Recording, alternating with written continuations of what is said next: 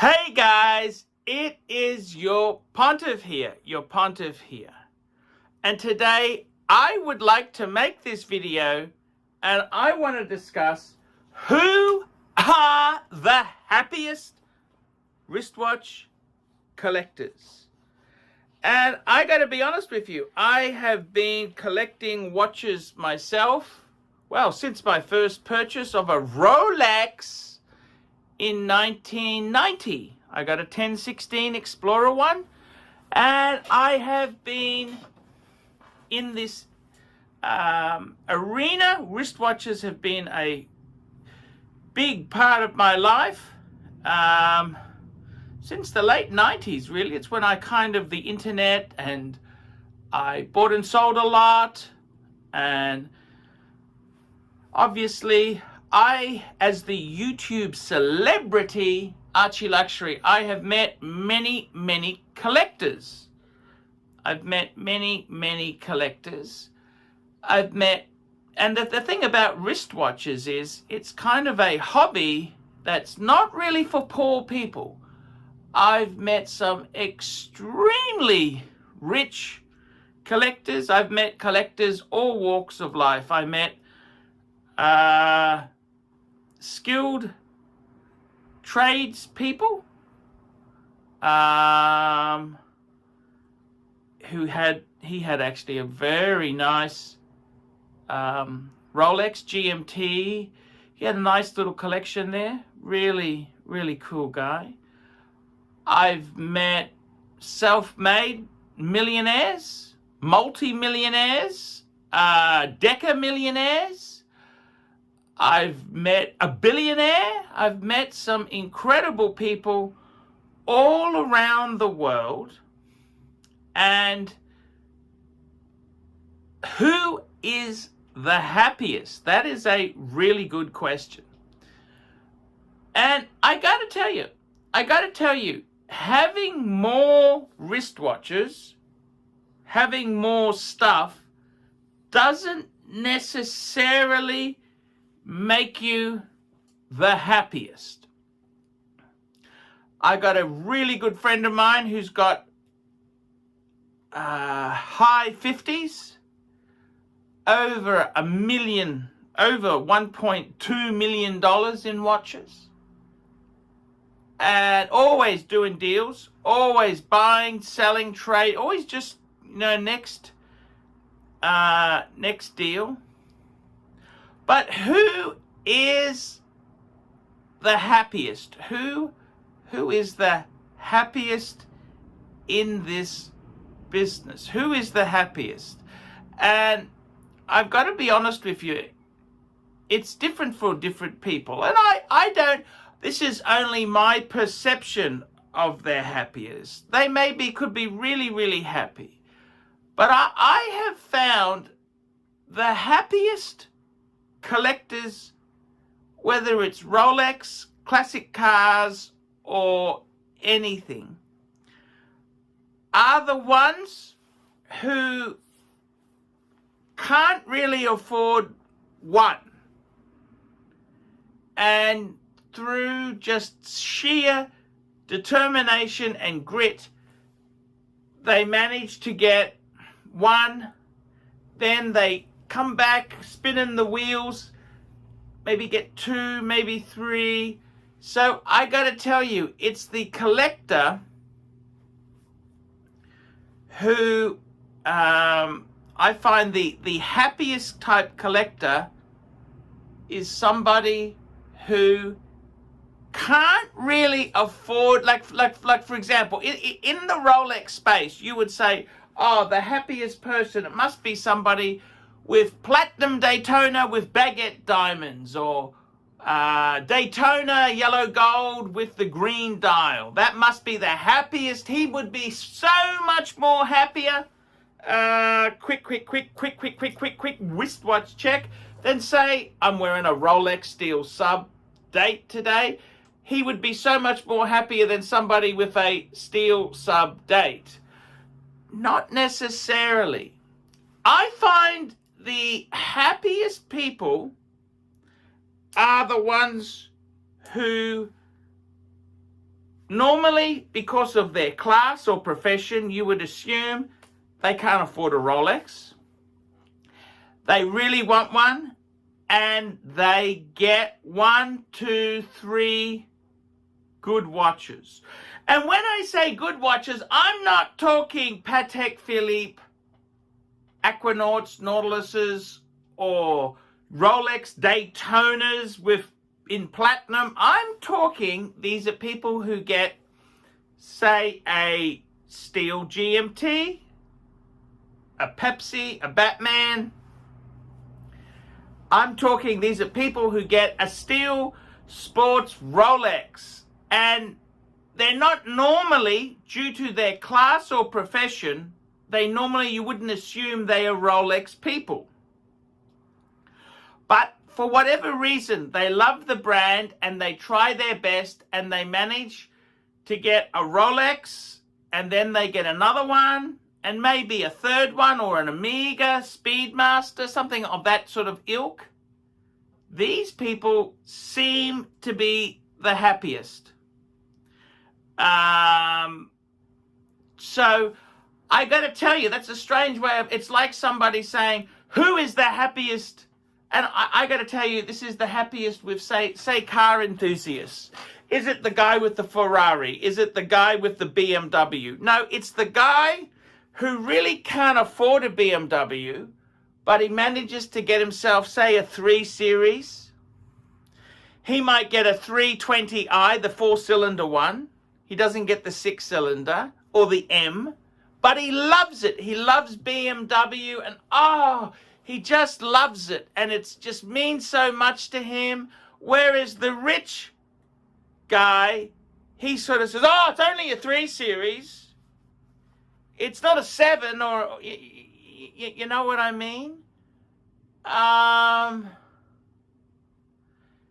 It's a bit like, who has the most fun out of a Mercedes? It's somebody who can't really afford it, then they happen to get a C200 on retirement, and then they love it. They love the Mercedes experience. This is amazing. And I think it's the same thing with watch collectors. The collectors who have the most enjoyment out of this hobby, they're not the people with 50 watches. It's not the people with 20 watches. It's the people who can't really afford Rolex or Omega, but through a bit of planning and a bit of sacrificing, they manage to get in Steel Sports, and they love their pieces. They treasure them. They wear them on the weekend so they don't damage them. They treat them like the god. You know what I mean? And these people, salt of the earth people, they just love them. Whereas somebody who has a lot of money, they don't seem to really love them as much.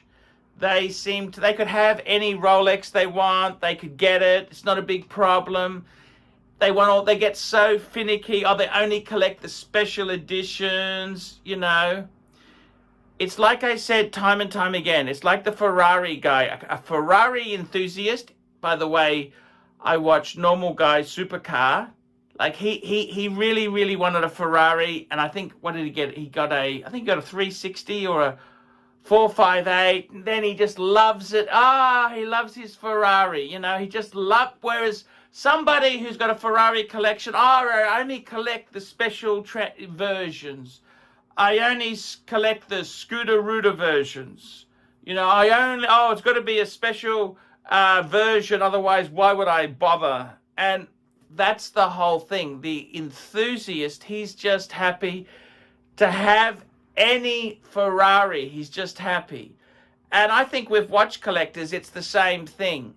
You find it with the watch collector. It's the person who can't really afford it, and he sacrifices and he sells a bit off, and he finally gets a Rolex. He loves it. He loves the brand. It may not be the greatest model. You know, it could be like a Submariner. You know, I'm not criticizing the Sub because that's a very hard to get model, but it's not like it's a diamond encrusted solid gold or platinum. It's just a standard Steel Sports watch. He loves it.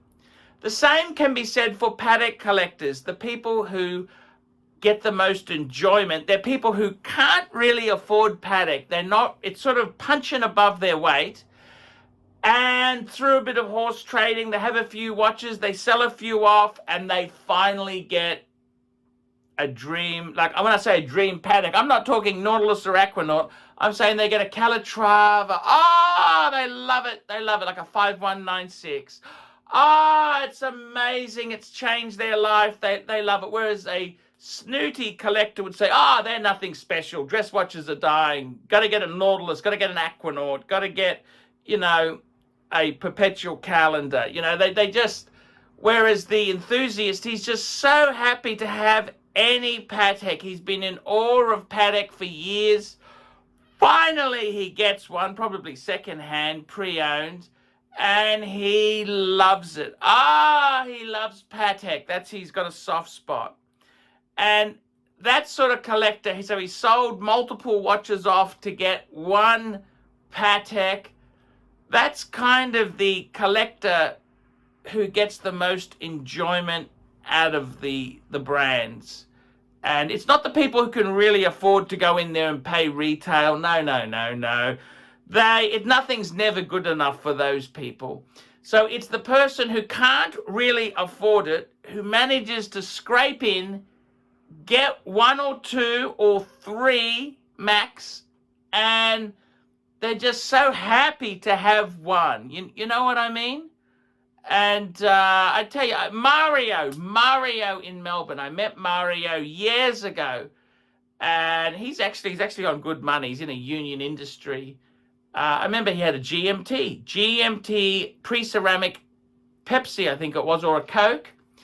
And he also had, what else did he? I think he had a Sub No Date, and he had a Omega Seamaster chronograph. You know, he had a few, 3 or 4 nice watches. And he just loved them. The condition, outstanding. Just loved them.